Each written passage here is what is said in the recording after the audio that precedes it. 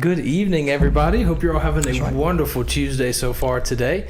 My name is Bronson Long. I'm accompanied, as always, with my instructor, Master Autry. Yes, sir. How you doing? I'm doing great. Good. I'm really enjoying myself today. I'm in a particularly good mood. Yeah. Yes, sir. The weather's nice and crispy. Oh, so good. Yeah, I'm loving that. You're coming up on a birthday pretty soon, aren't you? I am.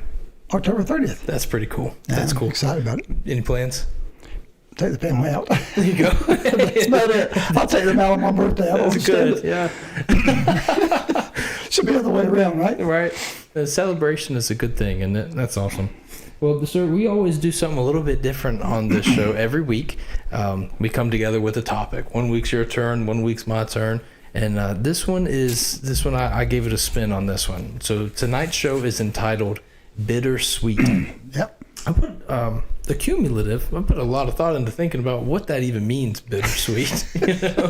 And I didn't even really start hearing people use that term a whole lot until I became a dad. Right. And so I started thinking, maybe these guys are trying to tell me something. Maybe there's a message here that I'm not picking up. What do they mean when they're trying to tell me bittersweet? And I came to a couple of little places. I was curious to see what you'd say about it as well. Right.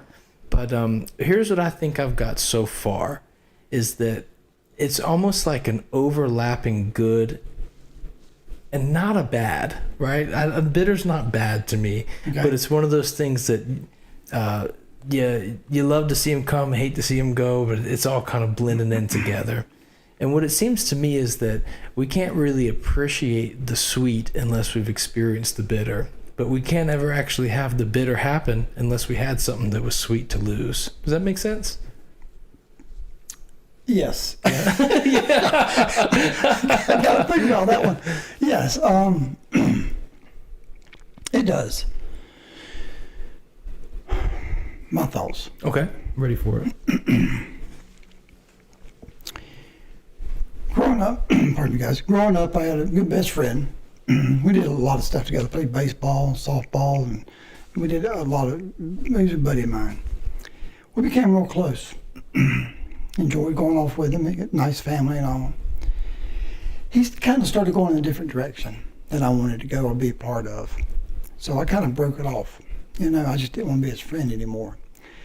And that was bittersweet for me. The thing is, there's no way your brain, here's my thought, there's no way your brain can think about two things at one time. It's impossible. I don't care who you are, you can be Einstein. You cannot think about two different things at the same time.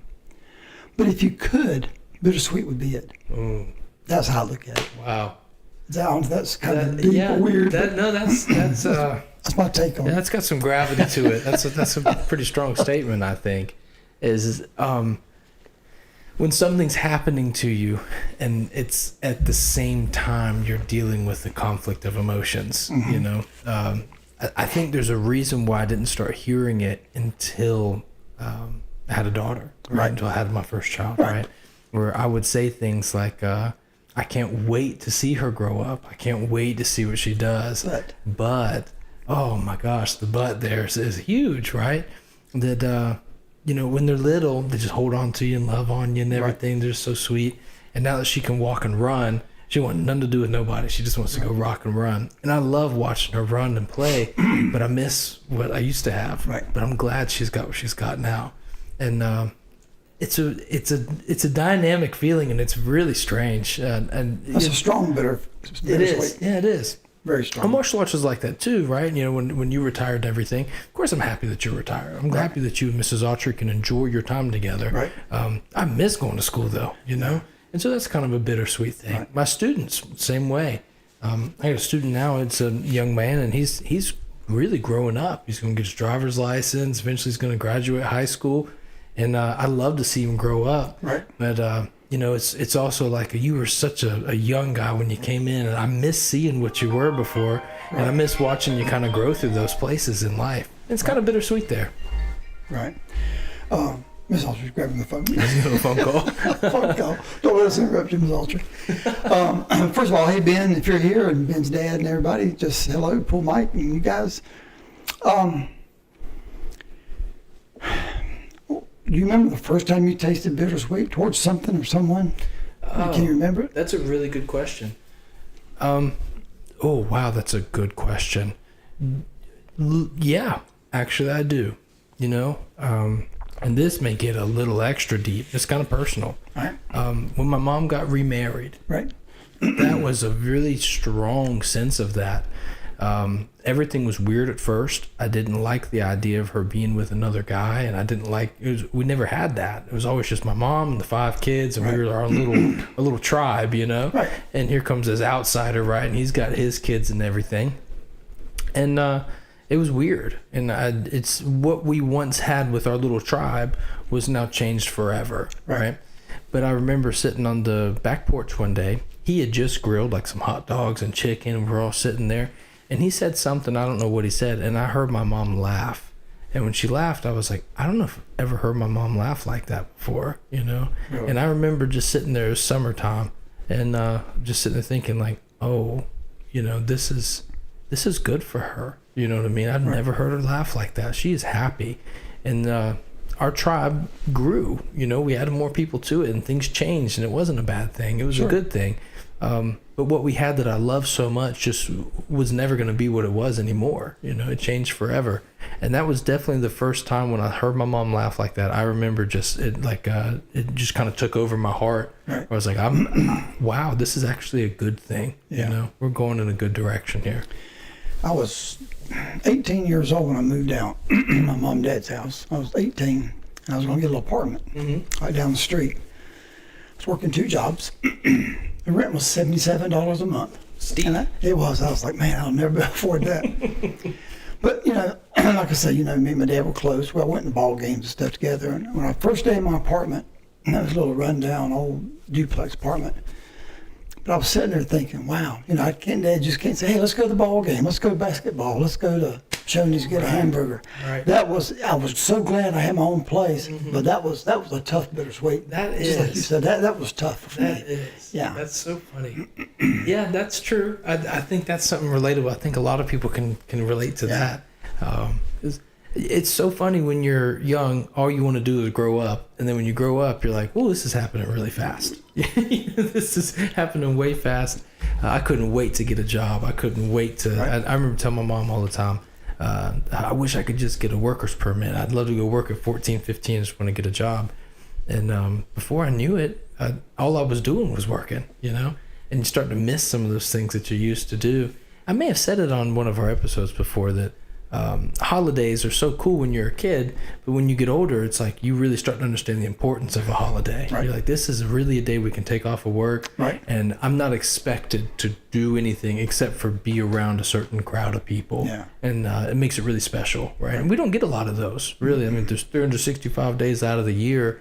How many holidays are there? What, like 10? Yeah. You know, that we really get off. The banks are closed. Sure. And there is no excuse in most cases to not be with your family or whoever you love on those days.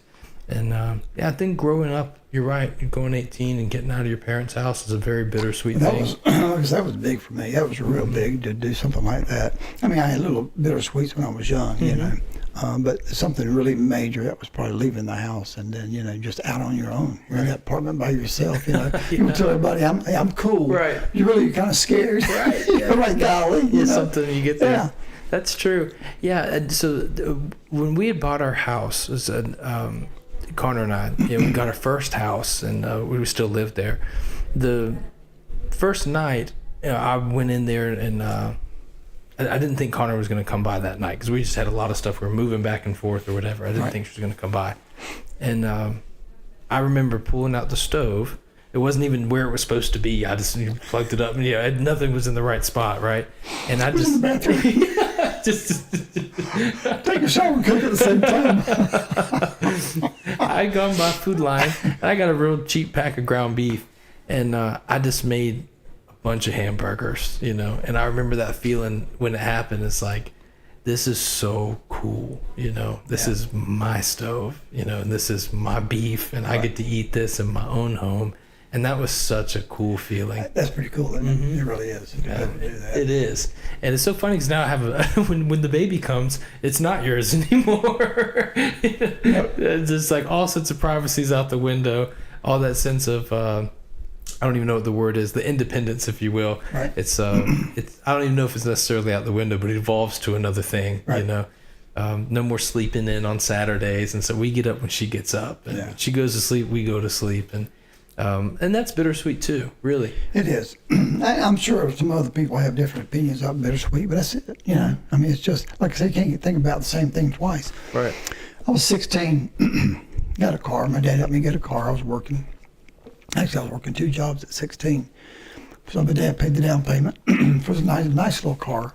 So I had it for about 1.5 years, 2 years. And then when I moved to my apartment, I was working 2 jobs, about 2.5 jobs really. So I was going to take that half job money and buy a better car, a nice car. Right. And even though it was a nicer car, a better car, and a pretty newer car, I'd still miss that first car because it was not mine anymore. It just, I had identity to that. Right. You know, I went to the ballpark with Dad, I did this, and, you know, hung out with all my buddies in that red car, you know, and I didn't have it anymore.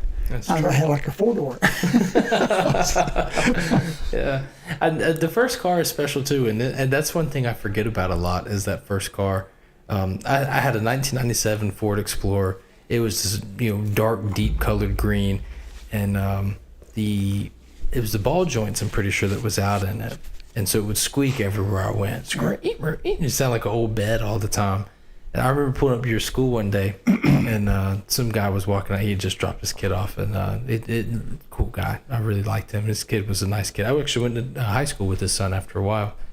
But he came out, and he heard me driving down that road, and just making those weird springy sounds. And when I pulled up, I put it in park, I got it. He goes, "You can't sneak up on nobody, can you?" And I said, "No, sir. No, sir, I can't." It is as much of a train wreck as that car was. I do miss it. You know, it's a part of your identity, like you said. It's the first thing that you got. So that's really cool how that works. I'd forgotten about the first car. Miss Jenny Easter, how are you doing today? Good to see you. She says, "Hi, everybody. I hope all is well." Miss Connor Rain says, "I got you guys on the big screen, so Honest is watching." Oh, that's cool. Hi, Honest. Hey, Honest. Miss Easter says, "It's one of those things you hate to see things end, but the next chapter takes over and you immerse yourself.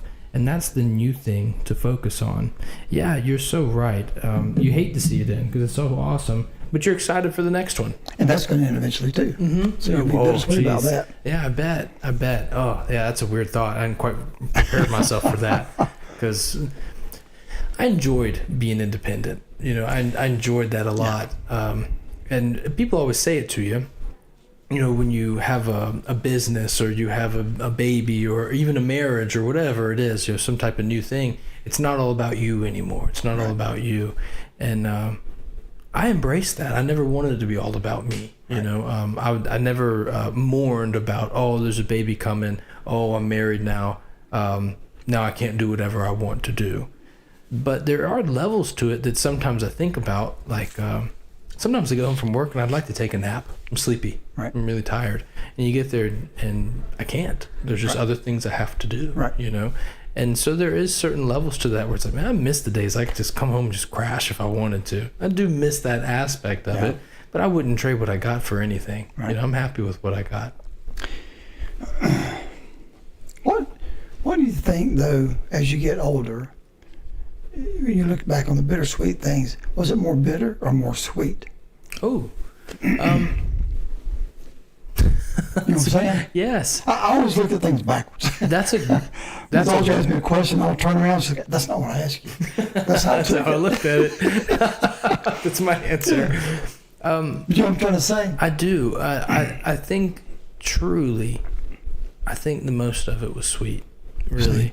I mean, the parts that are bitter stick out like a sore thumb. Exactly. That's what I was going to say. When I had that friend I kind of parted ways with, even though it was bittersweet, after a couple of days, it was more just sweet. Right. You know, and that's usually what it is. If you make the right decision, it's usually sweet. That's why I was going to ask you that. Yeah. That's a good question. I haven't quite thought about that very much.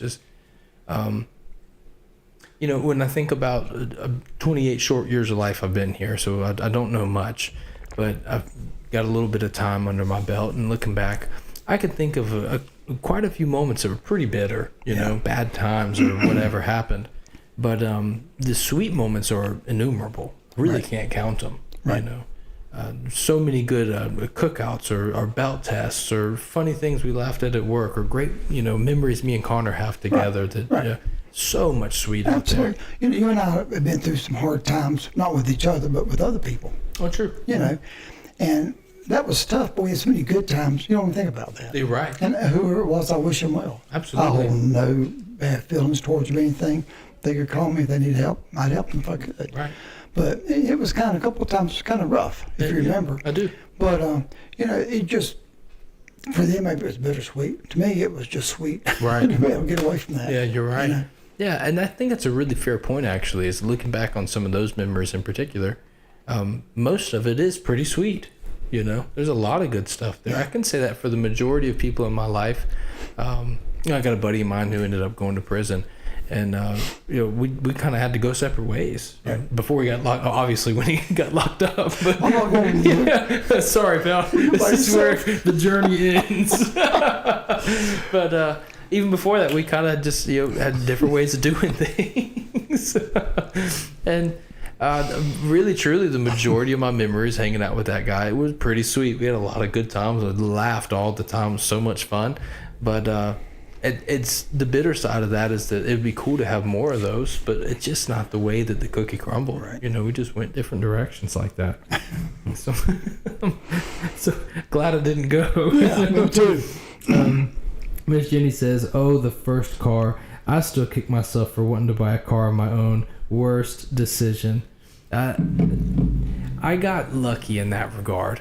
My mom always told us stories, you know, growing up. We'd almost mock her sometimes, you know, but she got her first job when she was 7 years old working a tobacco field. Really? Yeah. 7?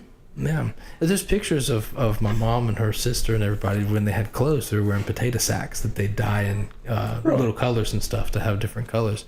And so my mom was all about hard work when we were kids. I mean, it was like boot camp a lot of times growing up.